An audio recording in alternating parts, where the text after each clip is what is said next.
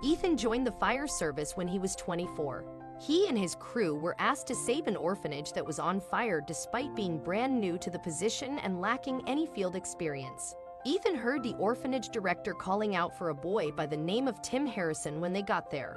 From the second floor, he heard a boy yell. Despite the heat, Ethan sprinted up the steps, picked up the youngster, and dashed back down. Just before the stairs gave way due to the heat, he saved the youngster and got him out of the building. Ethan inquired about Tim's placement as soon as he discovered an empty ambulance stretcher, and he made sure to give Tim a bear hug in return since it warmed his heart. The orphanage building is no longer there and construction will take some time. In the meanwhile, the government will assist with everyone's relocation, Ethan said. Tim began to sob while clinging to a worn-out plush animal he had managed to keep. Now that Ethan was more committed to adopting Tim, he made sure to meet with the director of the orphanage once everyone had settled in. Ethan was finally acknowledged as Tim's adoptive father in court after a few months. He raised Tim alone because he didn't have a wife or partner, and they have been inseparable ever since. Tim was a little child when Ethan adopted him, thus he was unaware that he wasn't his biological father. In actuality, he didn't realize Ethan was his adoptive father until he was 12 years old, but he did not care. One day, Tim told Ethan that he gave him such a loving upbringing and saved his life as he hugged him, and when Ethan heard this, he could feel his stomach twisting once more and he struggled to hold back his tears. The two individuals had a tight bond with one another. When compared to father and son, they were more like best buddies. They would frequent pubs and share a pint of beer once Tim turned 21. Additionally, they would travel together around the holidays. On ordinary days, they would spend the whole afternoon talking while sitting on a nearby beach. Tim was well raised by Ethan, despite the fact that he treated him like a closest friend. He became a nice, compassionate, honest, and knowledgeable adult. He was referred to as the ideal son by Ethan. Ethan never got remarried or found love again in the end.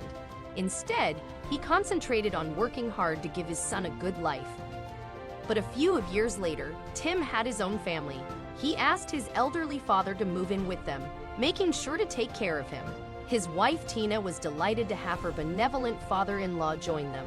However, his gorgeous grandchildren benefited the most from having Ethan live with them at home. They adored their granddad and would play and have snacks with him every afternoon.